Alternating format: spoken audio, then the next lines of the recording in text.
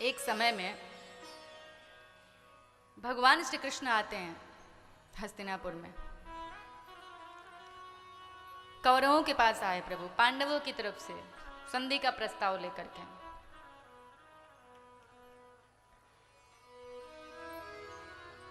दुर्योधन को पता चला कि कृष्ण आने वाले हैं। दुर्योधन ने बड़े यथोचित स्वागत की तैयारियां करवाई।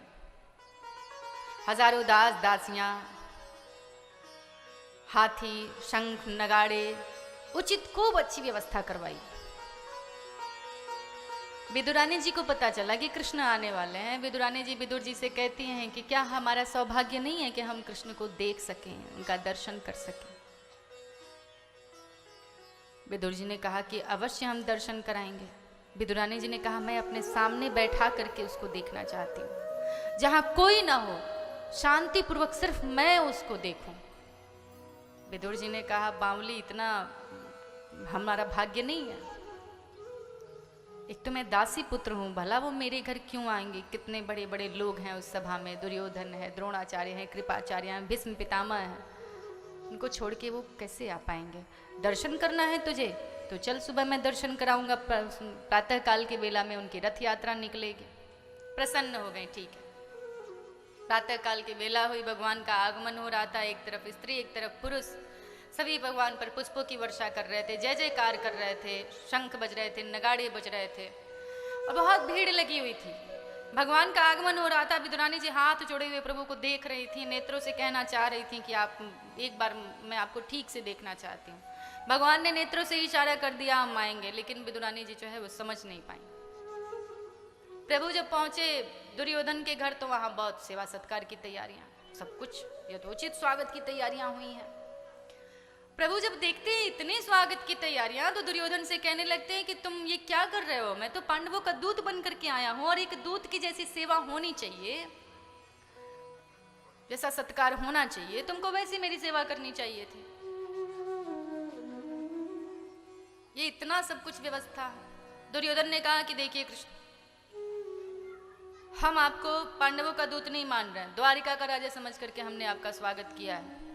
आप भाई भाई के झगड़े में मत पड़िए और सुई की नोक रखी जा सके उतनी भी भूमि में पांडवों को देने वाला नहीं हूं बिना युद्ध किए, इसलिए आपके आने का कोई अर्थ नहीं बनता है उनके तरफ से। दुर्योधन की बुद्धि भ्रष्ट थी।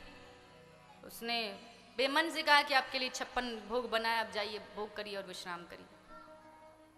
भगवान मन ही मन विचार करने लगे कि तुम्हारे घर का अन्न मैं नहीं खा सकता, क्योंकि जैसा खाए अन्न वैसा होए मन, जैसे पिए पानी वैसे निकले वाणी।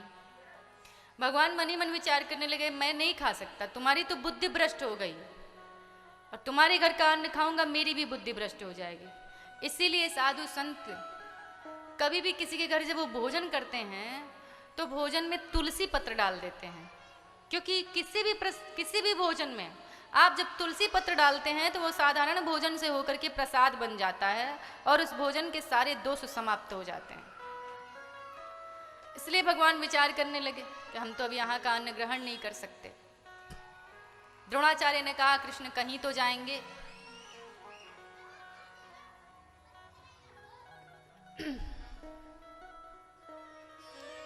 हमारे घर चलिए। भगवान ने कहा नहीं, हम आपके घर भी नहीं जा सकते। प्रभु वहां से निकल गए और कहाँ पहुंचे? जहां विदुरानी जी बैठ करके कीर्तन कर रही थी, मन लगा करके भगवान का कीर्तन कर रही थी। प्रभु द्वार पर आकर के खड़े हो गए, कहते हैं कि काकी अंदर आ जाऊं, अंदर आ जाऊं। और विदुरानी जी बैठी हुई हैं। विदुरानी जी को ये पता भी नहीं है कि भगवान श्री कृष्ण द्वार पर आकर के खड़े हैं, इतने मन से कीर्तन कर रही होती हैं। कीर्तन में जब इतनी तन्मयता हो तब जाकर के तो भगवान आते हैं। हमारी तो आरती भी ठीक से नहीं होती है, कीर्तन कहाँ से ठीक होगा? हम तो घर में जो पूजा पाठ करते हैं उसमें भी हमारा ध्यान चारों तरफ लगा रहता है। कौन मन से आरती करता है? 2 मिनट पूजा करिए, मन से करिए।